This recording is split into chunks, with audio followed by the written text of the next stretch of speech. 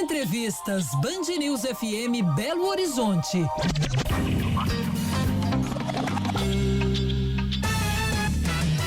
10h09. O uso de inteligência artificial nas propagandas eleitorais é regulamentado de maneira inédita pelo TSE, o Tribunal Superior Eleitoral.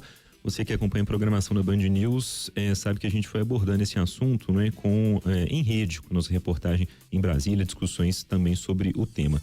A medida foi tomada pela Corte ao aprovar 12 resoluções que disciplinam regras que serão aplicadas nas eleições municipais deste ano, entre outras medidas, não é? Para além da questão do uso aí de inteligência artificial, mas a IA que está na crista da onda aí para absolutamente tudo, né? Incluindo aí também esse processo eleitoral que na prática já começou, não é? Pra gente falar sobre o que decidiu o TSE, o que foi bom, o que não foi, se a gente está no caminho certo, se não está. A gente começa aqui com Marcelo Cargano, especialista em Direito Digital e Proteção de Dados. Tudo bem, Marcelo? Bom dia. Lucas, bom dia, tudo bom? Bom dia, Luciano e Murilo. Bom dia também a todos os ouvintes aqui da Band News. Tudo certo. Ô, Marcelo, eu queria que você, são vários os pontos, né, mas de maneira resumida, que você explicasse aqui para o nosso ouvinte o que o TSE decidiu, pensando principalmente para a gente começar nesse uso da IA e sua avaliação sobre esses pontos aí deliberados pela Corte. Perfeito. Essa regulamentação do TSE vem num contexto comum do TSE de sempre regulamentar o funcionamento das eleições, então várias outras regulamentações menos importantes, mais corriqueiras, como por exemplo a aprovação do calendário eleitoral, o fluxo de votação, as fases de apuração, foram decididas agora pelo TSE. Aí a novidade de fato é essa regulamentação a respeito do novo bicho-papão, que é a inteligência artificial, especificamente seu uso para a criação de conteúdo falso no contexto eleitoral, chamadas deepfakes, que são aqueles vídeos que você não consegue às vezes nem diferenciar se aquilo é verdadeiro, é falso, a pessoa de fato disse isso ou não. Obviamente uma grande preocupação, né, para a saúde de uma democracia quando você vê um conteúdo e não sabe se aquele candidato declarou aquilo mesmo ou não, se aquilo é ele mesmo ou não quem está falando. Então a gente teve o quê? Primeiro, falando de IA, de uma maneira geral, esse conteúdo, quando ele é produzido com inteligência artificial, ele tem que ser rotulado, ele tem que ser identificado, apresentado ao eleitor como tal. Até é interessante, naqueles chatbots, que são aqueles, quando você manda uma mensagem, por exemplo, num aplicativo de comunicação, recebe uma mensagem automática, você está às vezes conversando com um robô, como se sabe, esses chatbots.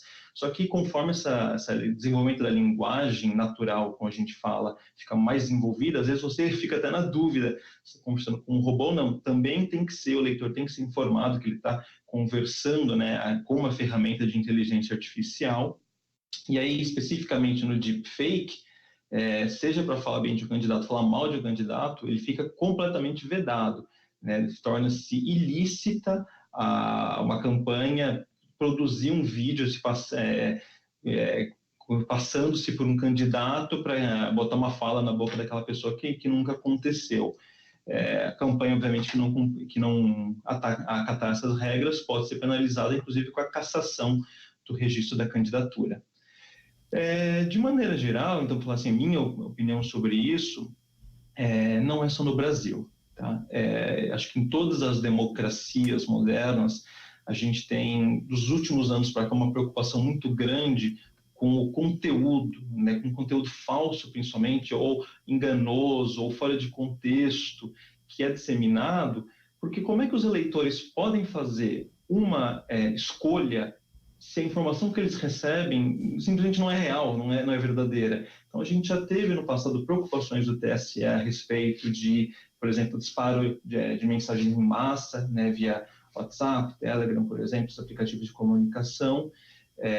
Já tivemos muita preocupação nas eleições, por exemplo, presidenciais de 2022, em relação a fake news, a conteúdo falso, e inteligência artificial, que conforme ela tem se tornado mais poderosa e mais acessível, ela certamente reduz os custos de produção desse conteúdo falso, e é importante, de fato, que o judiciário venha a regulamentar isso, para que isso não tome nossas eleições, assim, tome controle das nossas eleições. Marcelo, quem fala com você é Murilo.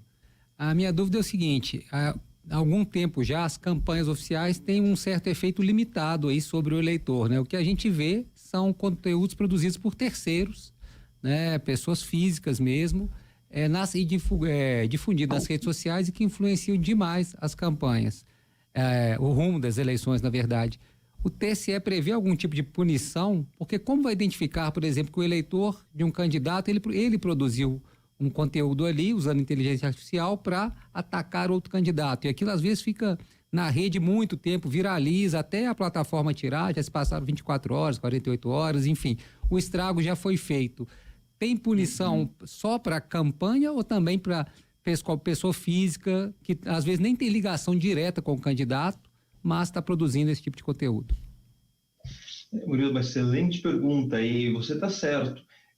A inteligência artificial, ela vem para facilitar a produção desse conteúdo, mas de fato, o que torna se eu produzo um conteúdo falso e mando só para os meus conhecidos, o alcance daquilo obviamente é limitado, né? O grande alcance, o quão esse conteúdo pode ser fácil de ser disseminado, né, pela internet, que o torna tão perigoso até a própria saúde da democracia. Então, nesse sentido, sim, a resolução, ela traz o quê? Ela veda que provedores de aplicações de internet, por exemplo, façam aquela divulgação acelerada, né, de conteúdo enganoso, de conteúdo ilícito, e os provedores de aplicação de internet ficam obrigados a retirar do ar, sem mesmo a necessidade de ordem judicial, conteúdos, contas e materiais, não só necessariamente da campanha, que promovam essas condutas, que disseminem conteúdo falso, que promovam condutas antidemocráticas, discursos de ódio. Então, também aos provedores de aplicação da internet fica essa obrigação, e caso eles não atendam isso, eles podem, inclusive, serem responsáveis solidariamente por esse conteúdo falso disseminado. Então, de fato, não adianta só você vir a sancionar ou proibir as campanhas eleitorais dos partidos políticos, você não impedir a disseminação desse conteúdo, e, nesse sentido, a resolução também ela é inédita nesse sentido. Estamos conversando com o Marcelo Cárgano, ele que é especialista em direito digital e proteção de dados. Marcelo, é a Luciana falando com você. Bom, diante de multas, né, e também aquele tempo determinado ali para retirada do material das redes sociais. Mas a gente está falando de várias redes sociais, de uma campanha que virá aí, a gente já vem acompanhando de forma polarizada. Dá conta, né? O sistema dá conta de detectar todas as falsas propagandas? Como é que vocês imaginam isso, hein? Porque estamos preparados, digamos assim, estamos preparados para lidar com todas elas? Ou identificá-las? Luciana, obrigado pela pergunta. Olha, com todas não, e essa é uma disputa sem fim, tá? Sempre vai ter gente querendo manipular as eleições. A manipulação já existia antes da inteligência artificial, já existia antes da internet. Então, assim, manipulação é uma luta constante, e conforme esses que têm interesse em manipular, em enganar, em ludibriar os eleitores ganhem novas ferramentas, também, né, as instituições têm que se preparar cada vez melhor. Eu acho que o TSE especificamente, e os observadores internacionais que acompanham as eleições entenderam que o Brasil apesar dos desafios na eleição de 2022, conseguiu realizá-los assim com êxito. É óbvio que as ameaças que essas novas ferramentas criam, que o deepfake cria, são de fato cada vez mais preocupantes. Eu acho que inclusive seria bom se a gente também tivesse uma maior interação e participação do nosso legislativo nesse processo. Nós temos alguns projetos de leis, o mais famoso 2630, chamado Lei das Fake News, ou PL das Fake News, que tem que também vir a regulamentar não só a questão da divulgação de notícias falsas, mas, por exemplo, a remoção de conteúdo enganoso online, até a questão da imprensa, né, o papel da imprensa, que também é muito importante para que as pessoas possam saber qual que conteúdo é falso ou não. Então, precisa ter um papel maior do legislativo nesse sentido. Se a gente vai estar pronto, 100% pronto, acho que a gente nunca vai estar, mas eu acho que é um passo certo do TSE no sentido de dar um pouco mais de segurança para o eleitor e tentar separar um pouco do que é verdadeiro, o que não é verdadeiro, o que é falso nesse contexto eleitoral. Ô Marcelo, você falou dessa novidade, se a gente pode falar assim, né, as plataformas sendo responsabilizada de forma solidária, acho isso importante também, mas ao mesmo tempo, será que a gente não pode pensar também que o TSE acabou driblando o marco civil da internet, porque essa retirada de conteúdo pode acontecer pela decisão da semana passada, até ser uma decisão judicial. E assim, concordo que tem muita porcariada que é postada de forma intencional na internet, sobretudo durante o período eleitoral, mas será que não vai resvalar ali naquela questão do direito de expressão também, não? Em muitos dos casos?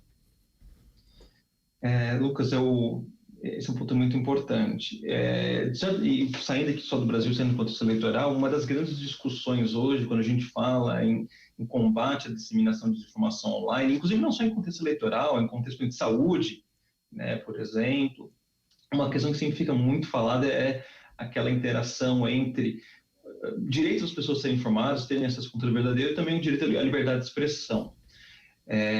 Sem entrar no mérito aqui, se esse ponto especificamente ultrapassaria as competências do TSE que estão previstas lá no Código Eleitoral, na Lei 4737, também na Lei 9504, sem chegar nesse ponto, uma coisa que eu quero pelo menos destacar que eu achei muito positiva é que a resolução prevê que as decisões do TSE que determinem remoção de conteúdos, elas devem ficar incluídas num repositório, para consulta pública. Então, acho que pelo menos isso é muito importante para que a sociedade também saiba qual tipo de conteúdo está sendo removido, para que a gente possa acompanhar, inclusive a imprensa possa acompanhar, se de fato aquilo era um conteúdo totalmente inverídico, enganoso, fora de contexto, ou se não, se de repente houve ultrapassamos as fronteiras assim, houve uma infração à liberdade de expressão. Então, essa questão, respeito à liberdade de expressão, respeito também a que os partidos apresentem suas ideias, tem que ser preservada, tem que ser protegida, senão também, né, a democracia sai ferida. Agora, a gente tem que chegar também num termo ótimo, no meio termo ótimo, que a gente não pode deixar simplesmente a internet ser tomada por conteúdo ilícito, conteúdo falso. Marcelo, se por um lado essas resoluções do TSE tornaram mais restritivas, né, o uso aí das redes sociais, por outro lado também uma decisão acabou aí regulando essa questão de participação de artistas, influenciadores, né, eles podem se manifestar em shows e até em canais digitais que eles mantenham, né, influenciadores, artistas, enfim. É um lado, acho que, a meu ver, positivo, né, diante dessa questão da liberdade de expressão, mas vai dificultar muito também a fiscalização, né, porque se você pensar na quantidade de pessoas aí né, influenciadores e tal, e segundo a resolução eles podem fazer isso desde que seja de forma espontânea e não remunerada, né? Mas essa é um ponto difícil de fiscalizar isso, né? A gente tinha até tido no passado, né, algumas regulamentações em relação à contratação, participação dos influenciadores, né, em campanhas eleitorais. A fiscalização, de fato, ela sempre é uma grande dificuldade num país assim, de dimensões continentais do Brasil. A gente vai ter eleições em mais de 5 mil municípios esse ano. Concordo com você, né, Murilo? De fato, o acompanhamento, é muito trabalho só para a Justiça Eleitoral fazer esse acompanhamento.